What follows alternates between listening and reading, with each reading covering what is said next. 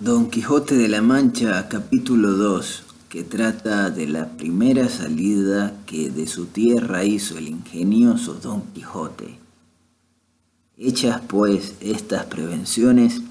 no quiso aguardar más tiempo a poner en efecto su pensamiento, apretándole a ello la falta que él pensaba que hacía en el mundo su tardanza, según eran los agravios que pensaba deshacer, tuertos que enderezar sin razones que enmendar, y abusos que mejorar, y deudas que satisfacer, y así sin dar parte a persona alguna de su intención y sin que nadie le viese, una mañana antes del día, que era uno de los calurosos del mes de julio, se armó de todas sus armas, subió sobre Rocinante, puesta su mal compuesta celada, embrazó su adarga, tomó su lanza, y por la puerta falsa de un corral salió al campo, con grandísimo contento y alborozo de ver con cuánta facilidad había dado principio a su buen deseo. Mas apenas se vio en el campo cuando le asaltó un pensamiento terrible y tal que por poco le hiciera dejar la comenzada empresa, y fue que le vino a la memoria que no era armado caballero y que, conforme a la ley de caballería, ni podía ni debía tomar armas con ningún caballero, y puesto que lo fuera, había de llevar armas blancas como noble caballero, sin empresa en el escudo, hasta que por su esfuerzo la ganase. Estos pensamientos le hicieron titubear en su propósito, mas pudiendo más su locura que otra razón alguna, propuso de hacerse armar caballero del primero que topase,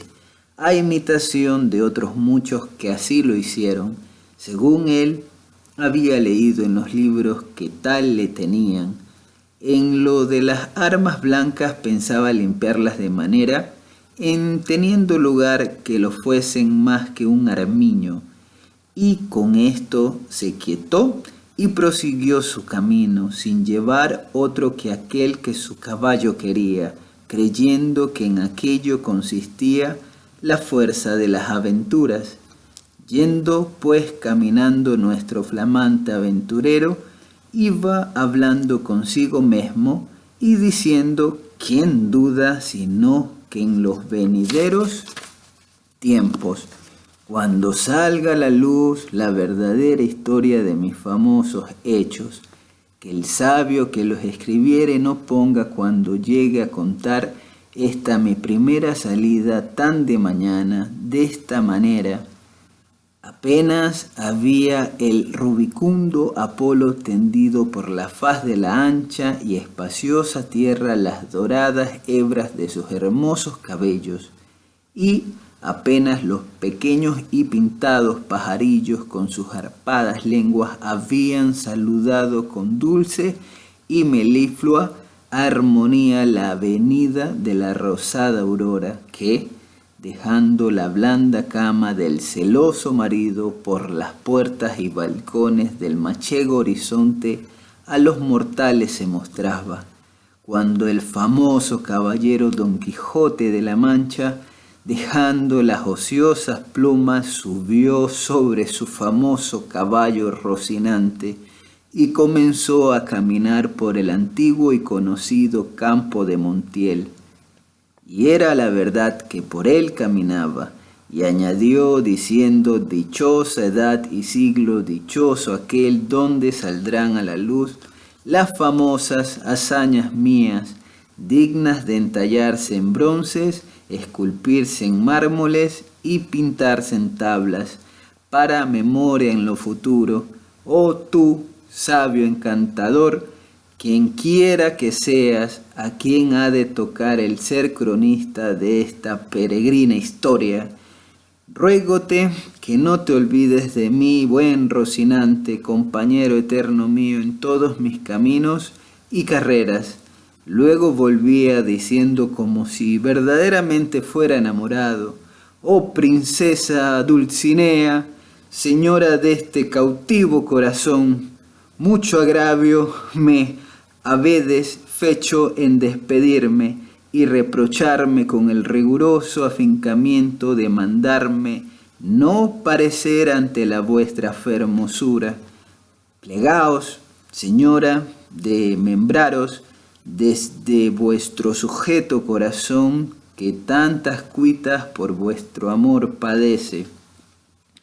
Con estos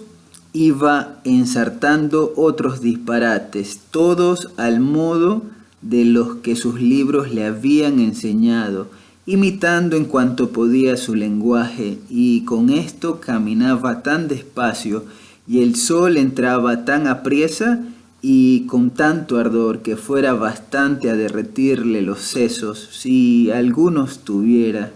Casi todo aquel día caminó sin acontecerle cosa que de contar fuese, de lo cual se desesperaba porque quisiera topar luego con quien hacer experiencia de valor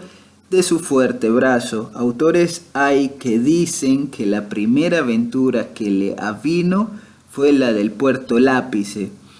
Otros dicen que la de los molinos de viento, pero lo que yo he podido averiguar en este caso y lo que he hallado escrito en los anales de la Mancha es que él anduvo todo aquel y al anochecer su Rocín y él se hallaron cansados y muertos de hambre y que mirando a todas partes por ver si descubriría algún castillo o alguna majada de pastores donde recogerse y a donde pudiese remediar su mucha necesidad, vio no lejos del camino por donde iba una venta que fue como si viera una estrella que no a los portales sino a los alcázares de su rendición le encaminaba. Diose priesa a caminar y llegó a ella tiempo que anochecía. Estaban acaso a la puerta dos mujeres mozas de estas que llaman del partido, las cuales iban a Sevilla con unos arrieros que en la venta aquella noche acertaron a hacer jornada, y como a nuestro aventurero todo cuanto pensaba, veía o imaginaba, le parecía ser hecho y pasar al modo de lo que había leído. Luego que vio la venta se le representó que era un castillo con sus 4 torres y chapiteles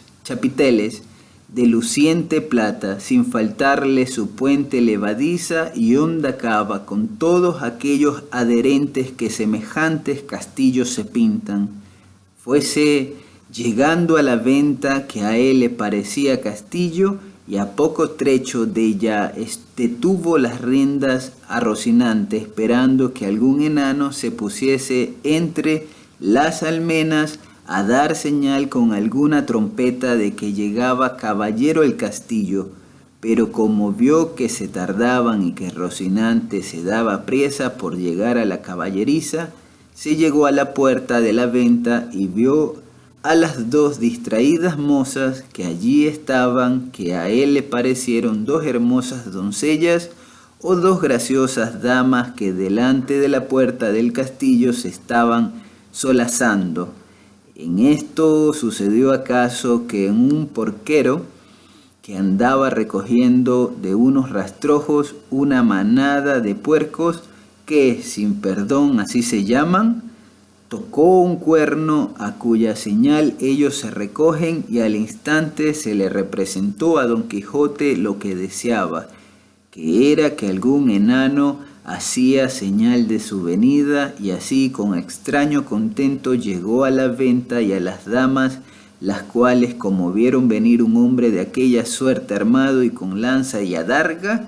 llenas de miedo se iban a entrar en la venta, pero Don Quijote, coligiendo por su ida su miedo, alzándose la visera de papelón y descubriendo su seco y polvoroso rostro, con gentil talante y voz reposada les dijo: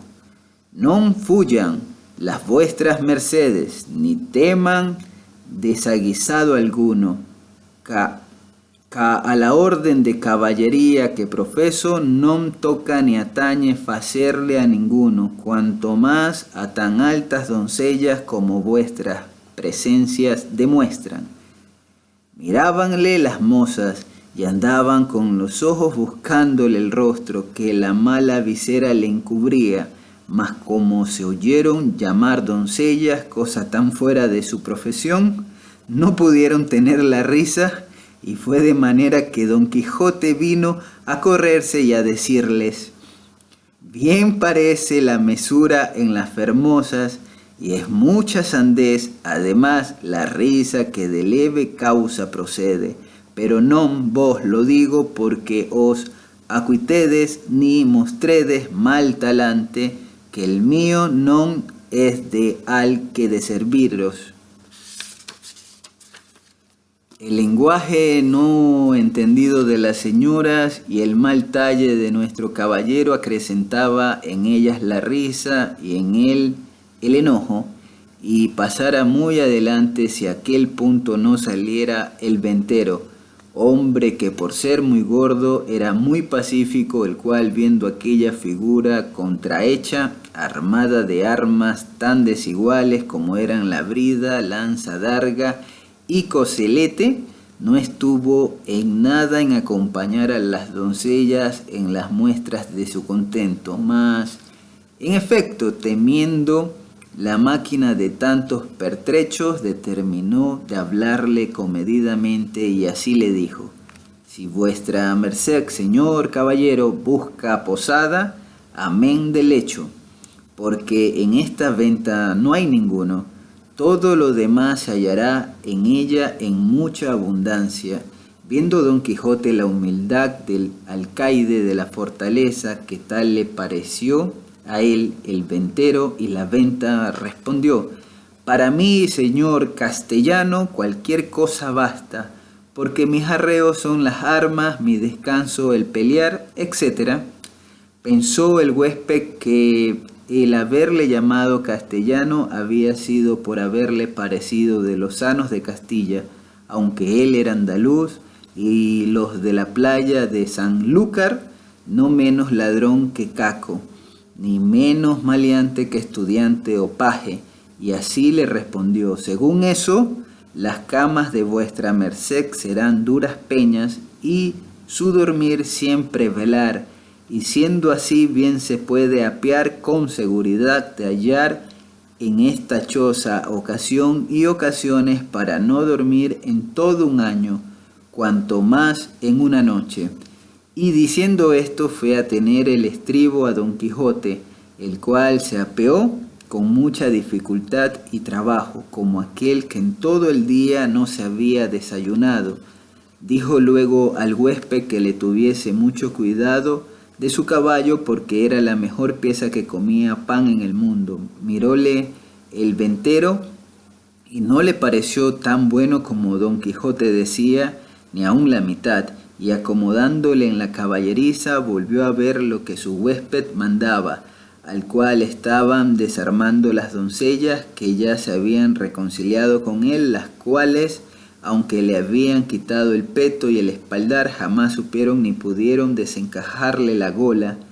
ni quitalle la contrahecha celada, que traía atada con unas cintas verdes, y era menester cortarlas por no poderse quitar los ñudos.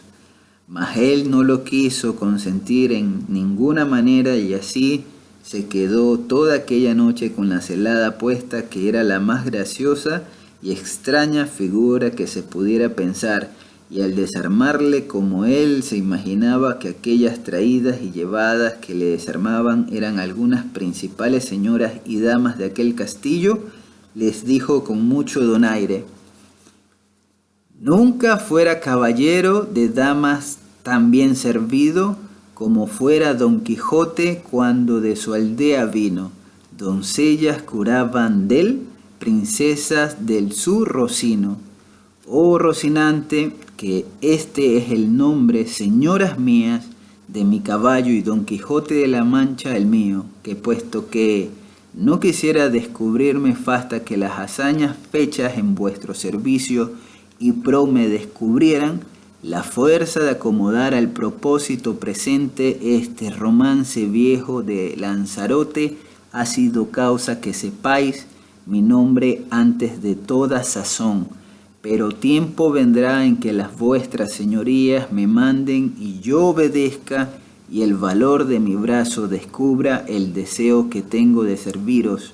Las mozas, que no estaban hechas a oír semejantes retóricas, no respondían palabra, solo le preguntaron si quería comer alguna cosa. Cualquiera llantaría yo, respondió Don Quijote, porque a lo que entiendo me haría mucho al caso. A dicha acertó a ser viernes aquel día y no había en toda la venta sino unas raciones de un pescado que en Castilla llaman abadejo y en Andalucía bacallao y en otras partes curadillo y en otras truchuela. Preguntáronle si por ventura comería su merced truchuela, que no había otro pescado que dalle a comer. Como haya muchas truchuelas, respondió Don Quijote, podrán servir de una trucha, porque eso se me da que me den 8 reales en sencillos que una pieza de a 8, cuanto más que podría ser que fuesen estas truchuelas como la ternera, que es mejor que la vaca, y el cabrito que el cabrón. Pero, sea lo que fuere, venga luego que el trabajo y peso de las armas no se puede llevar sin el gobierno de las tripas. Pusiéronle la mesa a la puerta de la venta por el fresco y trújole el huésped una porción del mal remojado y peor cocido bacallao y un pan tan negro y mugriento como sus armas. Pero era materia de grande risa verle comer, porque como tenía puesta la celada y alzada la visera, no podía poner nada en la boca con sus manos, si otro no se lo daba y ponía, y ansí una de aquellas señoras servía de este menester, mas al darle de beber no fue posible ni lo fuera si el ventero no horadara una caña, y puesto él un cabo en la boca, por el otro le iba echando el vino, y todo esto lo recibía en paciencia, a trueco de no romper las cintas de la celada. Estando en esto, llegó acaso a la venta un castrador de puercos, y así como llegó sonó un silbato de cañas 4 o 5 veces, con lo cual acabó de confirmar Don Quijote que estaba en algún famoso castillo y que le servían con música y que el abadejo eran truchas, el pan candeal y las rameras damas y el ventero castellano del castillo, y con esto daba por bien empleada su determinación y salida. Mas lo que más le fatigaba era el no verse armado caballero, por parecerle que no se podría poner legítimamente en aventura alguna sin recibir la orden de caballería.